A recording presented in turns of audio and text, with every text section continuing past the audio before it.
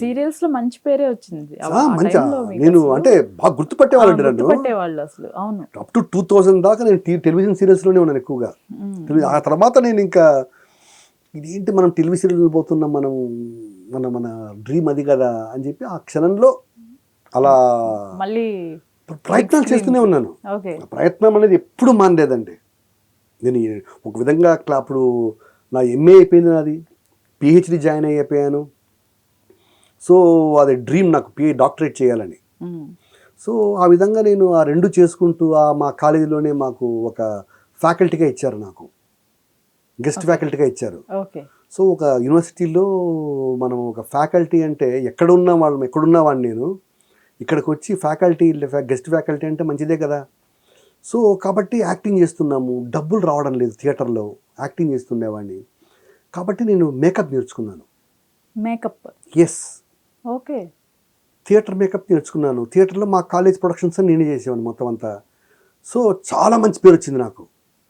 So వాళ్ళు suggest చేశారు, నువ్వు మేకప్ చేస్తున్నావు కదా, why don't you do makeup doctorate in makeup అన్నారు. ఓకే. సో ఆలోచిస్తే బాగానే ఉంది కదా, కరెక్టే కదా, ఇంతవరకు దాన్ని ఎవరు చేయలేదు దాన్ని. సరే యాక్టింగ్ మీద అందరూ చేస్తారు, డైరెక్షన్ మీద అందరూ చేస్తారు, సబ్జెక్ట్ మీద చేస్తారు. సో మనం తీసే సబ్జెక్ట్ అనేది యూనిక్గా ఉండాలి. ఆ ఉద్దేశం మీద నేను ఎవరు చేయని మేకప్ని నేను సబ్జెక్ట్గా తీసుకున్నానండి.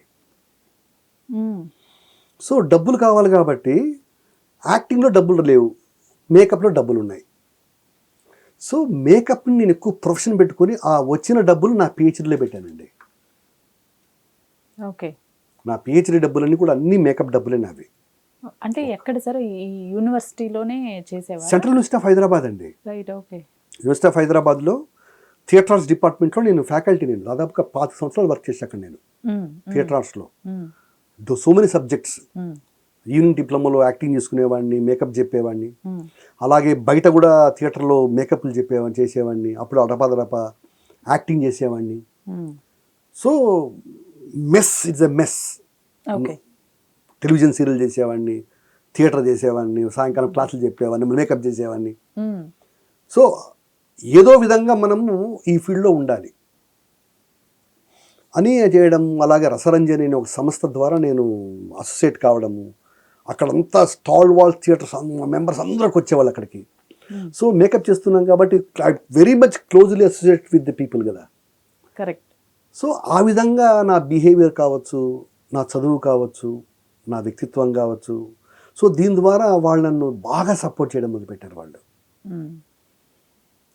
నాగభూషణ్ శర్మ గారు, ఆయన ప్రొఫెసర్ ఆయన థియేటర్లో. ఆయన అరే నువ్వు ఎక్కువ ఉండద్దురా, నువ్వు చదువుకోరా అని చెప్పి ఆయన సపోర్ట్ చేసేవాడు ఆయన. ఓకే. సో ఆ విధంగా నాకు నేషనల్ ఫెలోషిప్ వచ్చింది, నాకు జూనియర్ ఫెలోషిప్ నేషనల్ లెవెల్లో. అంజుబాబు గారు అని చనిపోయారండి ఆయన. ఇందిరాగాంధీకి మేకప్ చేసినవని ఆయన గాంధీ సినిమాకి.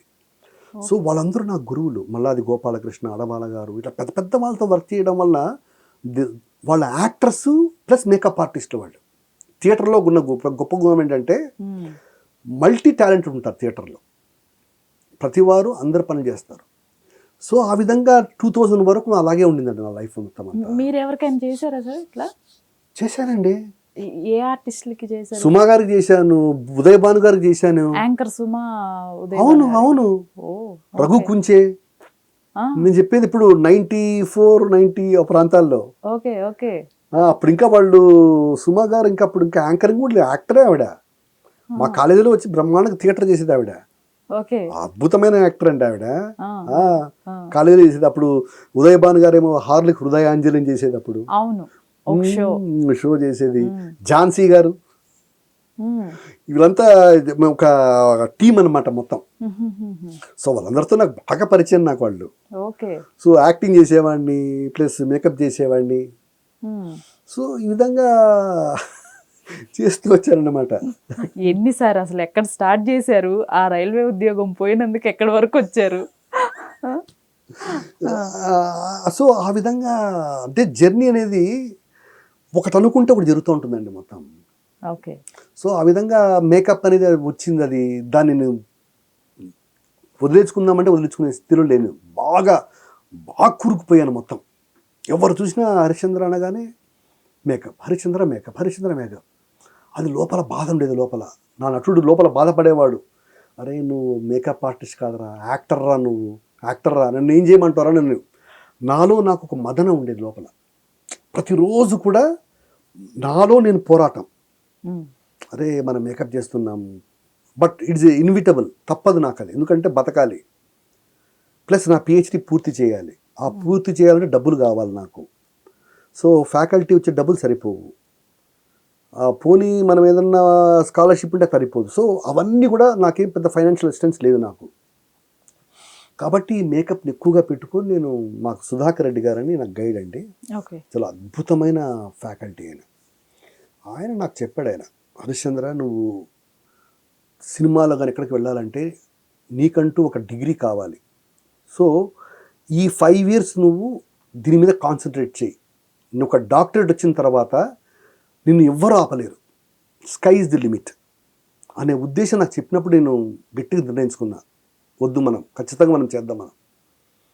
సో ఎందుకంటే అందరు కూడా నువ్వు మంచి ఫ్యాకల్టీ, నువ్వు బాగా చెప్తావు అన్నారు. సో మన చేతిలో ఒక ఆర్ట్ ఉంది, నో ప్రాబ్లం అని నేను ఇంకా దాని మీద ఎక్కువ కాన్సన్ట్రేట్ చేయడం వల్ల టీవీ సీరియల్స్ సినిమాలు కొద్దిగా తగ్గించుకొని నేను ఆ వచ్చే డబ్బులతోనే దాదాపు జాగ్రత్తగా బతికేద్దాం ఉద్దేశం మీద వెనకపడడం జరిగింది.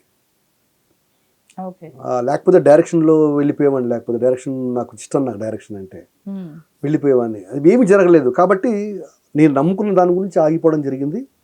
ఆ క్రమంలో ఈ యొక్క నా స్టూడెంట్, నా ఫ్రెండ్ ఉండేవాడు ప్రణదీప్ అని, వాడు అప్పుడే గుణశేఖర్ గారి దగ్గర చేరడం, వాడు అసిస్టెంట్ డైరెక్టర్ చేరుతున్నారు వాడు ఎంఏ కాగానే వాడు వెళ్ళిపోయాడు.